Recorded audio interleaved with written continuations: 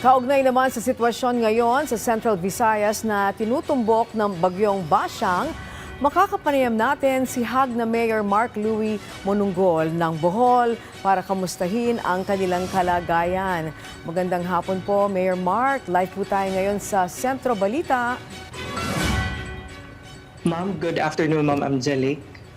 Good afternoon, Ma'am. Opo, yes. And kamusta po kayo ngayon dyan? Yung sitwasyon niyo po dyan sa inyong probinsya? Actually, Ma'am, dito sa lungsod namin, so far, okay naman at saka maayos. Kontrolado naman natin yung sitwasyon dito. Kasi maaga kaming naka-activate ng disaster protocols namin dito na talagang tinutukan namin yung mga landslide, areas at saka storm surge na mga barangays. Kaya nag-preemptive na kami. Okay. So ano po yung mga preemptive measures na inyo pong ginawa para po mapaghandaan ang bagyo? Last February 4, Ma'am, nagsagawa na kami na pre-disaster na risk assessment para tinukoy na namin yung mga coastal barangays na posibleng maapektuhan ng storm surge at saka yung sa upland po na mga landslide prone areas namin. So yung mga affected na mga families doon, nilikas na namin. So nasa nasa mga barangays na sila na pwede sila doon muna. Opo, mas malayo po sa Yes po. dadaluyan ng tubig. Okay, ano pong mga barangay ang particular nating tinututukan ngayon? Yung sa aming landslide prone areas, Ma'am, yung barangay Mayana, Cantuyok, Tubod-Monte at saka barangay Laka. Yes. Yung sa naman, Ma'am, sa coastal areas namin, so yung barangay Pahina, Canupao, barangay Bungamar, and barangay Alihawan. So yun yung naandun talaga sa ground, yung mga teams natin. Okay. Mga ilang pamilya po kaya ang kinailangan pong ilikas mula sa coastal areas at mula po sa mga landslide prone areas? As of today, Ma'am, 11 a.m., we have 186 families o 546 individuals na mga evacuees in total sa whole lungsod namin po. Okay. At kamusta po ang ating assistance naman para sa kanila?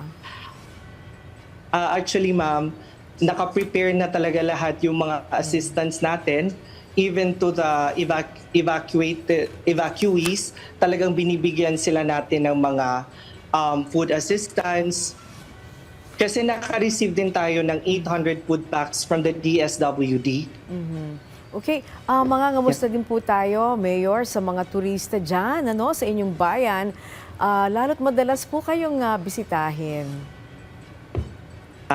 Actually, Ma'am, we have coordinated with our local tourism office. May nilabas na din yung guidelines natin dito na bawal talaga yung mag-diving for now.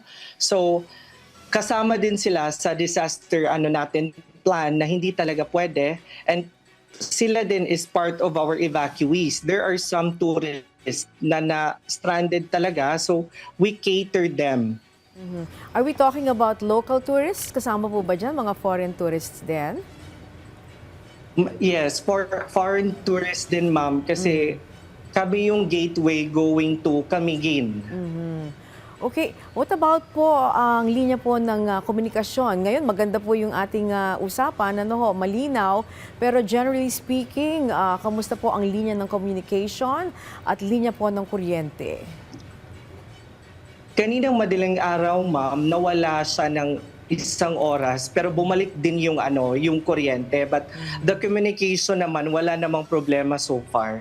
Okay. At nakuha din po kami ng update regarding po sa paghahanda para naman sa clearing operations. Ito po ay pag nakalipas na po ang bagyo at ang mga pagbaha.